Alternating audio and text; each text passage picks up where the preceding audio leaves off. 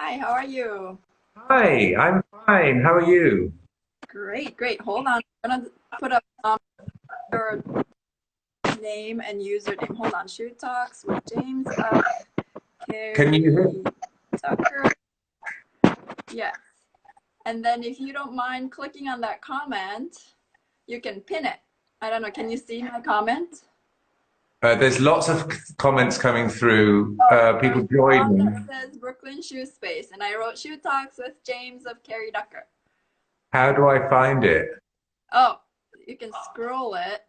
Scroll Oh, through. oh yeah, there. Yeah, and then you tap it. Pin the comment. Yeah. Yeah. All right, that's great. That way, somebody who joins us later can see what we're about. Okay, very good. Hi, how are you? So, So, thank you for being on this live with me.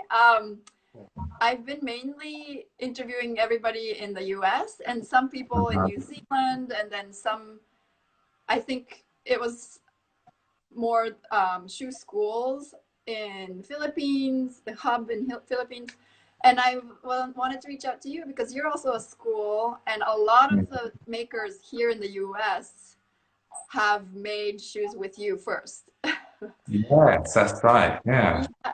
So I just wanted to reach out to see how you're doing during this quarantine times. In Yeah. UK, how long have you been quarantining already now? Well, it started officially on the 23rd of March, so we're 6 weeks in now. So it's been quite a long haul, really. I think it's Yeah, similar to everywhere else in the world by the look of it. yeah. So it's And been difficult.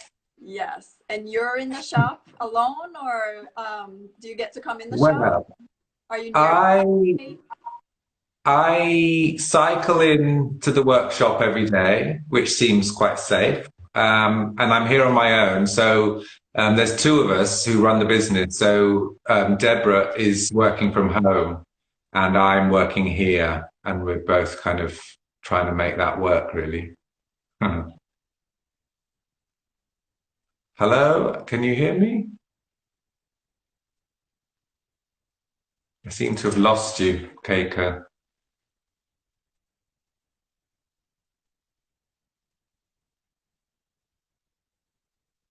So I don't know what to do.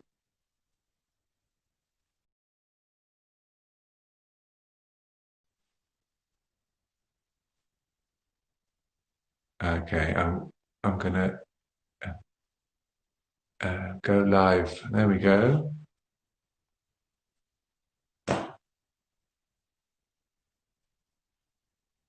Sorry, everyone. Sorry about that. That was quick. I really hope my Wi-Fi is gonna be okay. Okay. Right. Yeah. And sometimes when I go in and out, I will request to join again. And also there's comments. So we'll definitely keep on talking to the viewers. Okay. Excellent. And yes, please ask your questions in the comments, everybody who's watching. Yes. Ask Yeah. question. Yes. So tell us a little bit about Carrie Ducker and how did you two meet with Deborah and you, your journey? Okay. Yeah. So we started the company in 2004. So we're actually celebrating 15 years in business. Actually, if I just flip the camera, Uh-huh. there you go. Ooh, 15 nice. years, which is quite an Uh-huh. achievement. Um, but we met before that in the 90s. We were both learning shoemaking. I was an apprentice with John Lobb, and Deborah was self-funded. She got a scholarship from an organisation called the Queen Elizabeth Scholarship Trust, Which which is amazing that you have that. it Yeah. is amazing. It's a Yeah. really fantastic organisation, and they give grants and scholarships to craftspeople to improve their skill set or to do something new in their career. So we both ended up with the same shoemaker, a guy called Paul Wilson, who now lives in New York, and he works for John Lobb in New York. So we met doing our apprenticeships a long time ago now, and Deborah finished before me, and she went off and set up her own business, making shoes and bags. And then I continued my apprenticeship, and I finished, and I became an outworker for John Lobb, and I spent many years making shoes for them full time. I had a little workshop, and I used to make shoes. And Deborah and I kept in touch, and we talked about starting a business. She was she was much keener on the idea than I was. I was very cautious about it, and I enjoyed what I was doing at the time. I enjoyed making shoes full time, just making shoes in my workshop on my own, listening to the radio, daydreaming, making shoes. Yeah. I loved it. And so I was kind of a bit wary about trying something new. But eventually it got to be quite lonely, and I thought, no, I'm ready for a new challenge. So we sat down and planned it for a long time, and then we launched in 2004. Great. And when you launched, did you already have the school in mind? Or were you starting with your own line of footwear? Was it services that you offered for other shoemakers and companies? No, our idea initially was just to do bespoke shoes. So we started off with a made-to-order service, made on standard lasts but hand sewn. I think we were a bit ahead of our time. I think if we launched that now, it would work better. But we didn't work for any other companies, and we didn't have teaching in mind. Although at the time I taught at the Cordwainers College. So I taught a hand-sewn shoemaking course there, which was just an evening class. And eventually they decided to stop running the course, I think in 2006. Because I think it was it was a short course, and it wasn't particularly profitable because there were small numbers and the material costs were high. So when they decided to stop, Deborah and I thought, well, there's a gap in the market, let's do it. And we started off with one intensive course in 2006 with 4 people in our workshop. And in fact, Jessie Moore, who you know quite well, was on that course. And then the following year we did it again, and Marika, who you also know, who you've done a talk with, she did that course. And then it gradually built from there because the demand for it just grew and grew, and we ended up doing more intensive classes. We started teaching in Brooklyn, and then we started doing evening classes and pattern making, and gradually the number of courses grew until in 2018 we moved into our new space, which I'm hopefully will show you around in a minute. Yes, great. And how many people or students do you usually host in one class? And now, how often do you do the classes? And well, yeah, I mean, check your website for calendars as well, for sure. But so currently, absolutely no classes at all because of the lockdown. But in normal circumstances, we would do 3 evening classes a week, which is 6 till 9. So it's 3 hours a week, and people pay for 10-week terms, and it usually takes a year to make the shoes. We run 4 2-week intensive shoemaking classes, which is the same content but in 2 weeks. We run a 1-week pattern making class once a year. And we've also started doing leatherwork classes. Since we opened a school, we do key fob class, small leather goods basically. So a kind of taster class for leatherwork. Right. Do you think you'll do anything differently after this pandemic?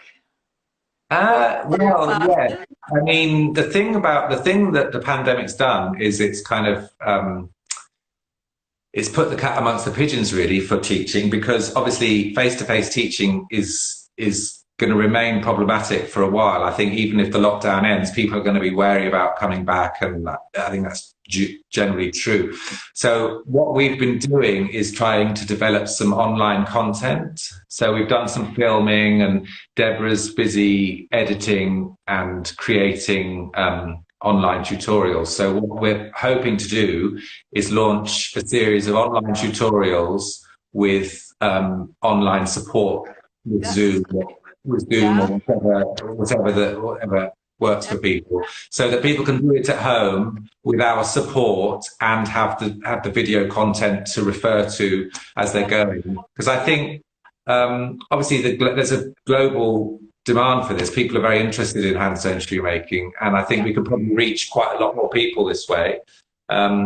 So watch this space, really. Yeah, I'm looking forward, because your class is actually on my list of to-dos.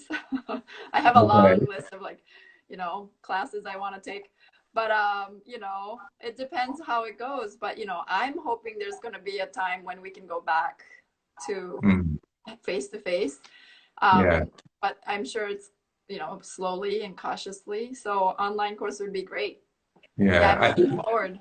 I think there's a lot to be said for face-to-face teaching, especially in of a craft, because a lot of it is demonstration and actually physically helping people to do it. So, but equally, I think the online stuff could work really well. I think, but we're gonna trial it and see what happens. Yeah, definitely. You know, to think of it, back in the day, some people, I mean, not even currently, there's books out there. Books are harder than videos, you know, because books are all words and even with illustrations. So I think with a video online, it's a little easier to follow. I'm looking forward to it. Because you can pause and rewind and watch again, and I think it would. I mean, I think it would work really well. Yeah, absolutely. Yeah. Does the UK government help small businesses like yours? I mean, they really support the craft with scholarships and such. So I was wondering, for businesses such as yours. What, in general, or during the pandemic? Well, both in general as well as during the pandemic, or even post-pandemic. Do you feel like you can get a little support in that way? Because the time that you're closed, it's almost going to be 2 months. I have to say, the response during the pandemic has been pretty good for businesses. We've had a grant and a kind of government-backed loan, which is really low interest, which has been great. And I think it should tide us through. I mean, it's a struggle, you know. I think everyone's in the same boat, and it's difficult. I mean, we've been lucky. We did a promotion with.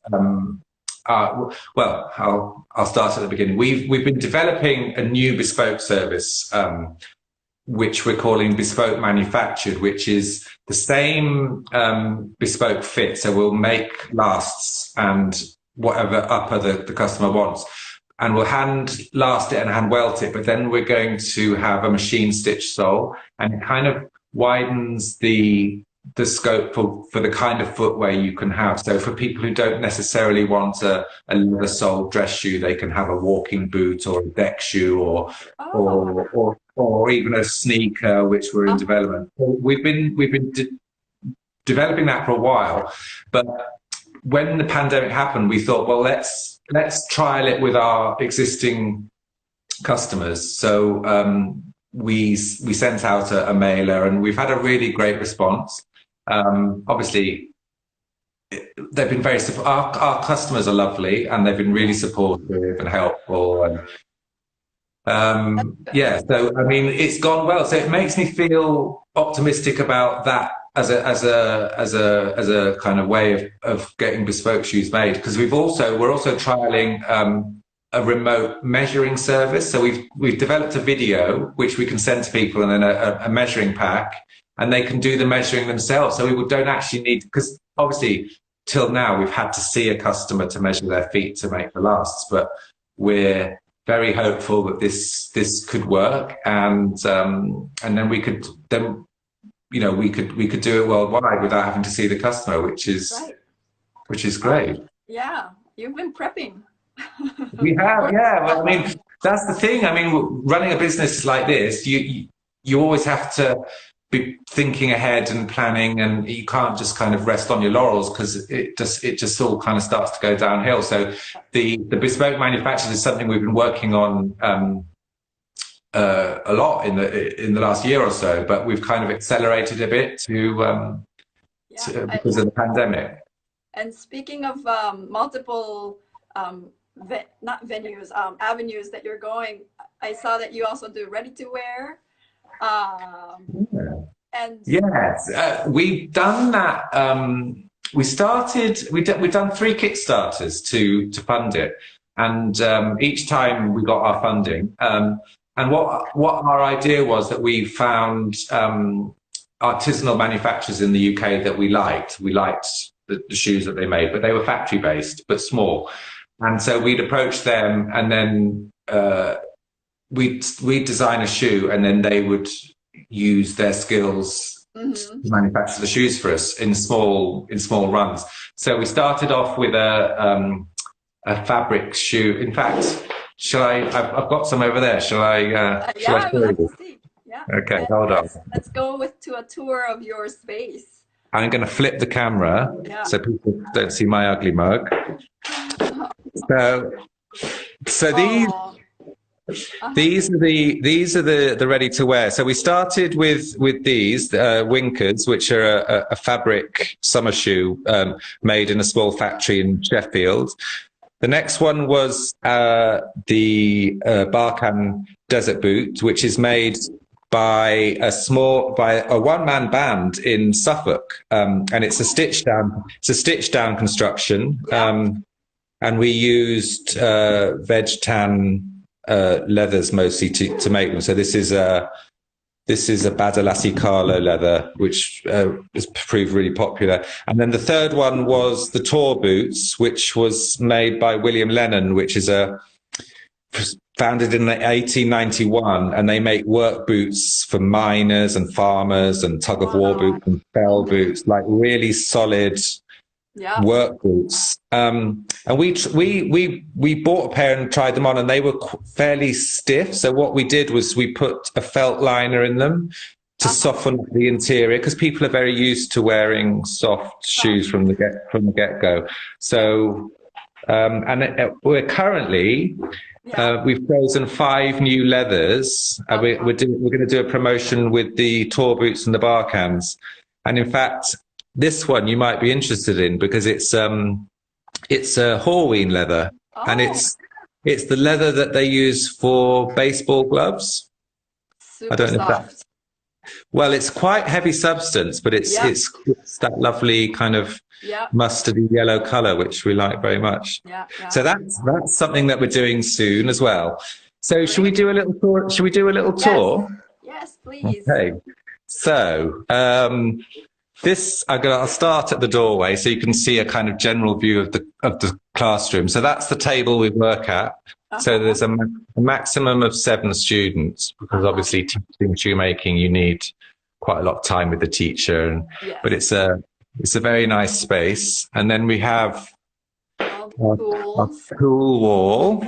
Nice. With our lovely pegboard.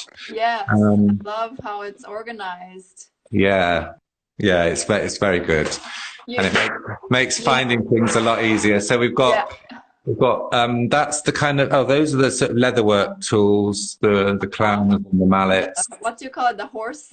The horse. We call it a clam. It could, So that's the one that you sit on. Yeah. And then these are some of our irons. Nice. That we use for the finishing, some quite old ones. This is a question that I ask everybody, but you know what's coming is what tool, when you're showing us the space, would you be able to go over which and something? Yeah, for sure. Yes, I will. So that all of those ones you're seeing there are tools for the classes. That there is the only machine we have in the whole place. A little grinding machine to sharpen the knives. But that's it as far as mechanics go. Wow. Over there, I mean, we also have an online tool shop, which is functioning good in the pandemic. So I think people are At home. yeah, and they're keen to kind of try things out. Now, you asked about favorite tools. This one is it's not really a shoemaking tool. In fact, if I show you, can you read that? No, I can't read it. Oh, can you read it for us? Yes, I'll read it for you. It says upper incisors and stumps, number 5. So it's actually for pulling teeth. But I use it for getting in and pulling nails out, because that's off. Because I would use those, but they've got a big head, and you can get right in there with those. So those are very, very, very popular. And then the other things I like, you know, Marika also showed us one of hers that's exactly like a stub tooth puller too. Oh, okay. Well, there you go. She's got good taste. Now, yes, she does. These two are very basic awls. This is my square awl, which I use for stitching the sole. But what I like about it is the handle. Why is it so black? Or it doesn't matter, maybe. You know, that's the thing I like. That is 20 years of tar from the bristles, and it's built up. And that's the little spot where my thumb sits, which is clean, and the rest. So that I like that about tools, is that they develop a history, and they can tell a little story. So that's the story of that one. And then that's my other awl, which the reason I like that is because over time the work shines the steel. And you can see it's a really, really shiny. So when you buy a new one, they start quite dull, and over time it shines it up. So I mean, I can't think how many times that's made a hole in a piece of leather, but it's a lot. And this one is an old friend because it's lasted a long time. Because awls quite often break. I think they get brittle over time, but for some reason, this will probably break tomorrow now. But it's lasted a long time, which is lovely. What's the tool that you've had the longest? So I assume, like, not assume, since your apprenticeship days. Do you have? Well, yes, I was very lucky. When you're an apprentice, sorry, I'll put that back on there. When you're an apprentice with John Lobb, well, I don't know anymore, but when I was an apprentice, they had a box of tools. So the thing that's hard, you can buy most things new, but the things that are hard to get are irons, edge irons and waist irons. So they had a box. So what would happen was old shoemakers would retire and give them the tools to Lobb, and then Lobb would give them out to their apprentices. So I have a whole set of very old, very excellent edge irons and waist irons. So yeah, I mean, I don't know when these are from, but hang on, there's another one here. Yeah, they're here they are. So that's an edge iron. Yeah. And then those two are waist irons for doing a beveled waist. And I have a whole set from very thin to very wide. So that's a legacy of John Lobb that I'm very grateful for. Yes, and the handle shape looked very different from something that I've seen more recently. Is this wow? Yeah, it's rather beautiful, isn't it? And then that one is also different.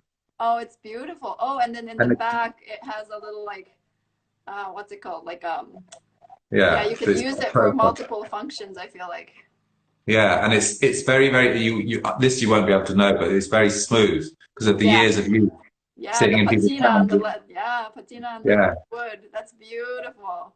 Yeah, they're really nice. So I think I'm lucky to have those, because that's what people struggle with, to find nice tools, and the old ones tend to be the best.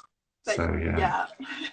But you also sell the ones that you vouch or We someone do. in We sell new Argentina? ones. We sell tools made by Barnsley in Sheffield. So yeah, we sell new tools. It's But if I'm really, fascinating. and if I'm really honest, they're not the same as the old ones. They're just not. So I shouldn't really say that, but they are. It's true. So I think when people are looking, they look for the old ones, which is why there's a kind of bun fight on eBay when a nice Right. tool comes up. Yeah. But you know what, still though, like in UK, there is somebody who's making it, or I mean, not as maybe carefully designed or made, but I feel like you have the industry there, which is really nice. Yeah, yeah, and we like to support. I mean, we like to support the wider industry because we think we don't want it to die. You know, that's very important to us. So, you know, we try and do as much as we can, really. Cool.